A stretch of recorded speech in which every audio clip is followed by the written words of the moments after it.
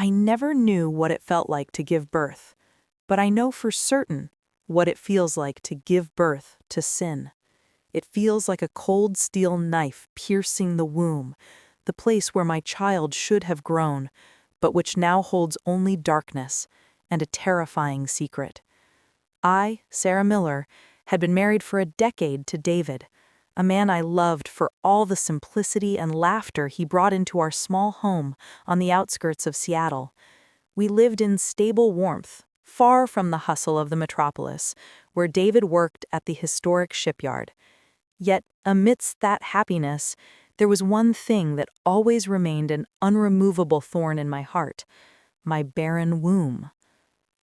After years of desperate hope, countless clinic visits, and stacks of ineffective prescriptions, the verdict came from the doctor.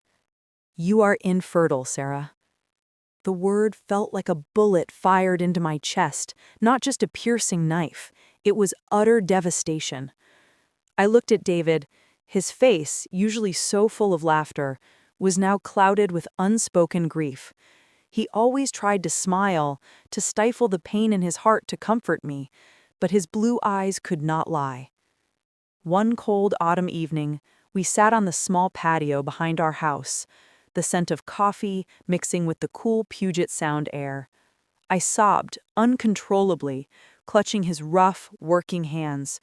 "Forgive me, David. I've robbed you of your legacy," I whispered over and over, the words nauseating.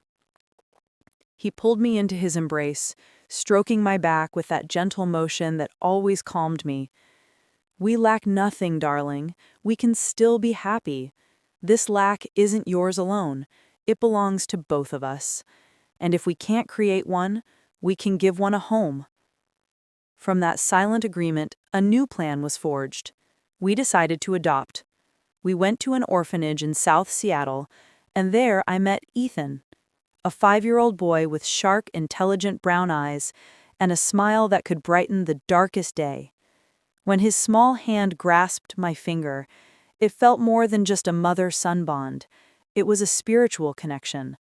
I fell in love with him, not just as a child, but as the human being who finally filled the emptiness I had carried for so long. We named him Ethan Miller. From that day forward, our house was filled with the sound of children's roaring laughter, the clatter of thrown toys, and bedtime stories. I cared for him with my whole soul, desperately trying to erase the guilt that sometimes crept in because he was not my flesh and blood. But Ethan, with his pure affection, gave me a meaning that no DNA ever could. David grew more enthusiastic, as if Ethan's presence was the most potent cure for all our shortcomings. We were perfect. We were complete. But fate had a cruel plan. Years passed, and Ethan entered middle school. That's when terrible news hit us like a tsunami crashing through Georgetown. David. A workplace accident at the shipyard. His life was extinguished instantly. My world shattered for a second time. As David's body was laid to rest at Lakeview Cemetery, all that remained was me and Ethan. The boy, now showing the first signs of his maturity, held me, his tears falling silently. He tried to comfort me, yet I knew he was equally devastated inside. From that moment on, it was just Ethan and me. Our life was sustained by the remainder of David's pension and the insurance claim we received. I knew I had to be strong. I couldn't afford to break. Ethan was my only possession now, the sole reason I had to breathe and survive in this desolate world. The fear of encroaching loneliness wrapped around me tightly, forming an invisible prison. I hadn't just lost a husband. I had lost the future I believed in. And now my only anchor was my adopted son. The days were heavy. While David's pension provided some stability, I knew it wouldn't be enough to fund Ethan through a bright future. For Ethan's sake, to ensure he could stay in school without being burdened by financial strain, I had to rise. I sold the remaining jewelry and used the rest of the money to open a small food stand in front of our house. I named it Sarah's Daily Grind, initially selling only homemade coffee, bagels, and simple deli sandwiches. Slowly, customers began to trickle in. What warmed my heart was Ethan's spirit. Though only in middle school, he possessed a work ethic far beyond his years. He helped arrange the display case, served customers with a friendly smile, and often delivered orders to our elderly neighbors. "Mom, don't lift that by yourself. I'm here," he said one afternoon, snatching a heavy bag of groceries from my hands. That smile, that smile made my heart tremble. I saw David's shadow there, the same spirit, kindness, and sincerity. Ethan and I often sat together after the shop closed, sharing a cold root beer, talking for hours about his school and his friends. I began to feel that Ethan wasn't just my son, but also my best friend, the person with whom I could share my heart and the laughter that had been missing for so long. "I just want Mom to be happy," he said one night, his eyes locking onto mine. Those simple words felt like a vow, binding us closer. Day by day, I realized how much his presence preserved my sanity from the gaping abyss of grief. I started to feel guilty, not for loving this child, but because the happiness I derived from him transcended mere maternal affection. A strange, formless feeling began to grow in the depths of my heart, something I knew was wrong, taboo, yet so difficult to suppress. I tried to convince myself it was just extreme loneliness, a grief too profound.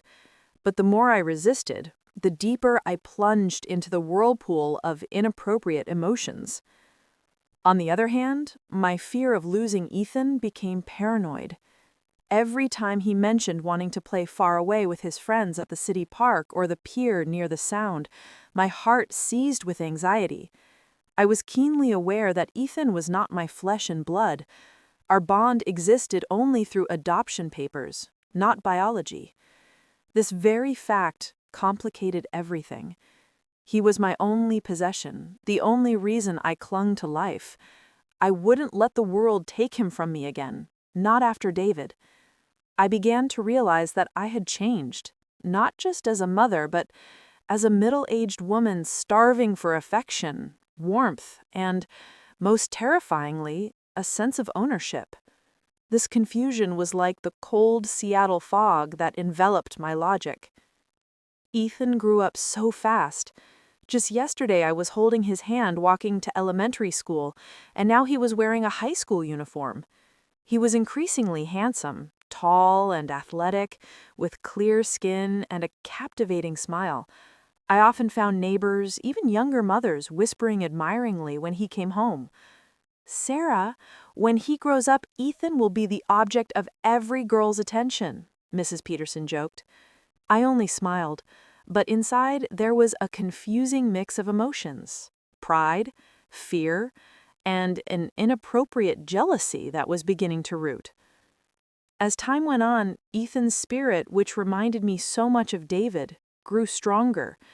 Sometimes I would gaze at his face for long moments until I was startled to realize how closely his look, his charisma, resembled the man I had once loved so deeply. I often had to turn my face away so that the strange tremor in my eyes wouldn't be noticed by him. This feeling, which I dared not admit, had become a quiet, dreadful obsession. Our shop became busier, and Ethan was increasingly engrossed in his school activities. He studied diligently to earn a scholarship and always made time to help me. Yet, behind all his kindness and ambition, I knew the future was coming, and that future meant distance. One night, the cold air outside the window broke the silence in our living room. Ethan sat across from me, his eyes cast down, nervously swirling a mug of hot chocolate. He voiced something that completely turned my world upside down. "Mom, after I graduate high school, I'm planning to move away, maybe to Boston or New York." Lightning struck my heart. I stared at him, trying to suppress the raging fury and fear boiling within my chest. My voice trembled, trying to remain calm. Move away? For what, honey? Isn't Seattle enough? I want to be independent, Mom. I don't want you to keep working so hard at the daily grind. I want to be able to help you in a bigger way, with a proper salary. I want you to be able to rest. I remained silent for a long time. On one hand, there was immense pride hearing his noble intentions, but on the other, the fear I had been suppressing exploded, shattering my reason. I couldn't imagine life without Ethan. He was the only person I had. If he left, I would truly be alone, sinking into a loneliness more terrifying than losing David. No, Ethan, you can't go. I won't allow it. My voice rose, the painful certainty erupting from me. His face tightened, an expression of confusion and hurt appearing in his eyes. But Mom, I only want what's best for us. I shook my head violently, tears starting to well up. Nothing is better than you staying here with me, Ethan. You don't understand. You are my only possession, my only one. In that moment, I realized I had crossed the boundary of maternal propriety. I had chained him, imprisoned him in my trauma and loneliness. He fell silent, then stood up and approached, wrapping me in a tight embrace. All right. I won't go anywhere, Mom, he whispered softly, his tone heart-rendingly resigned. I cried in his arms that night, resting my head on his now broad and strong shoulder. I knew it wasn't just the hug of a mother and son. It was the embrace of a woman terrified of losing the man who filled the empty space in her heart. The conflict wasn't over. Several months later, other signs began to emerge. Ethan started coming home later from school. His face brightened. There was a different smile, one clearly not meant for me. He often stared at his phone, smiling to himself. Suddenly, he would rush away when a message notification chimed. One day, when he set his phone down on the counter, I accidentally saw the screen. The name of a girl was clearly displayed, Chloe, complete with a red heart emoji. My heart felt squeezed. The inappropriate flame instantly flared into a raging fire that consumed my soul. I knew it was his girlfriend. I stayed silent. I didn't question, nor did I mention it. But from that day on, a sickening jealousy began to poison me. It was a wild envy toward a young girl I didn't even know. I felt Chloe had snatched Ethan away from me, stealing the attention, time, and affection that I had tasted all by myself. Whenever Ethan was busy with his phone, I felt marginalized, and it hurt. At night, I often pondered alone in my room, staring at my reflection. I wasn't his biological mother, but for years I had cared for him with a fierce, almost insane love. I felt entitled to consider him mine. Yet reality slapped me. He was growing into a man, and it was natural for him to fall in love with a girl his age. The most agonizing part was the bitter realization I wasn't just jealous as a mother. I was jealous as a woman who loved a man. This forbidden feeling had taken over me, growing larger in my chest, suffocating me, killing me slowly. I was skilled at hiding the storm inside. In front of Ethan, I kept smiling, remaining Sarah, the affectionate mother. "Your girlfriend is pretty, isn't she?" I teased once, my voice strained, though my heart was crumbling. He smiled shyly. "Mom, stop teasing me."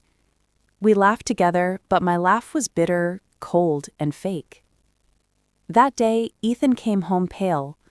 He complained of a headache, fatigue, and a fever. I panicked instantly. Within hours, I took him to the hospital, fearing the worst. The doctor diagnosed him with typhoid and asked that he be hospitalized for a few days. Seeing his body lying weakly on the hospital bed, an IV line piercing his arm, my heart felt crushed, shattered into fragments.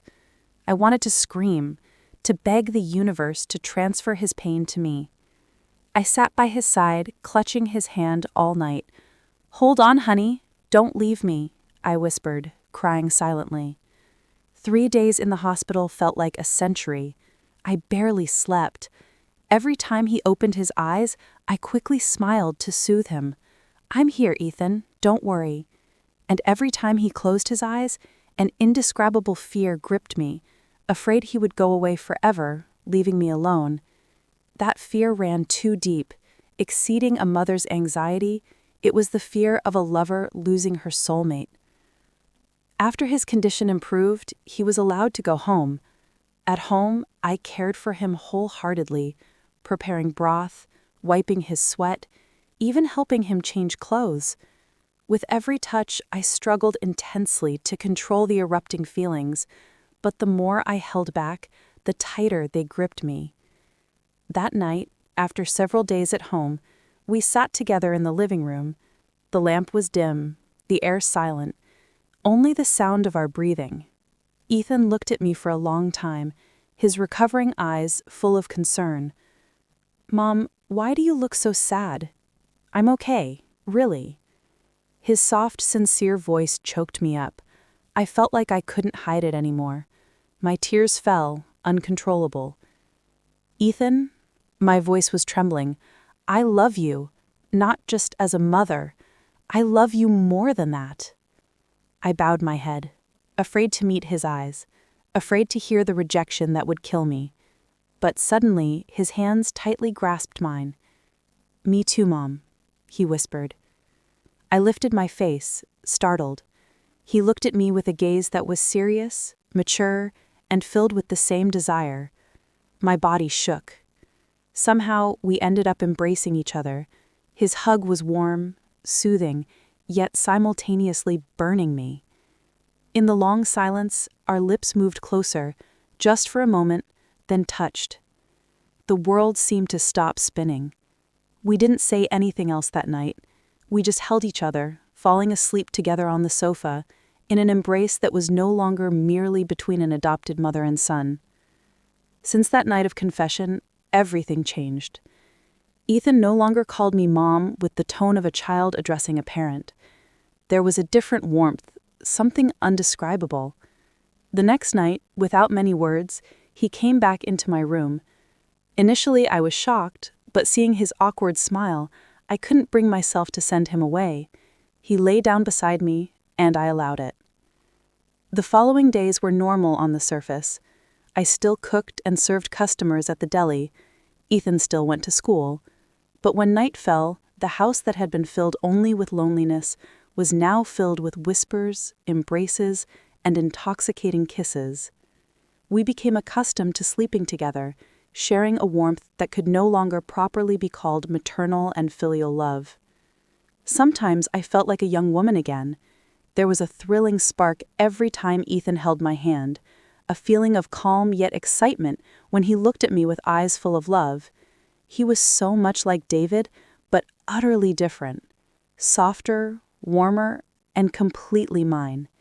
And I let myself drown in that feeling, as if forgetting reality. Beneath the happiness I felt, the guilt always lingered. I knew what we were doing was a sin.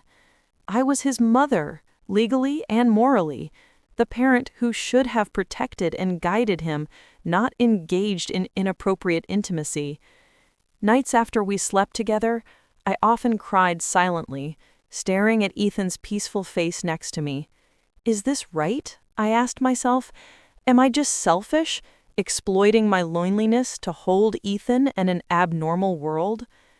But every time I tried to pull away, Ethan always pulled me back.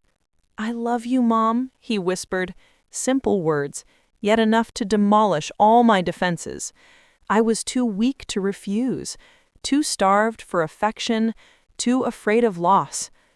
I knew the path we were on couldn't last, but I wasn't ready to end it. I just wanted to enjoy a little more of this insane happiness. My heart grew increasingly anxious. The joy of being with Ethan at night was always paid for dearly by guilt in the morning. I often stared at myself in the mirror, seeing an aging woman with a corrupted heart, trapped in a love that shouldn't exist. Ethan himself seemed calm. He never felt anything was wrong. Every time he came home from school, he'd approach me and kiss my cheek. "Mom, don't be sad. I'll always be here for you," he'd say.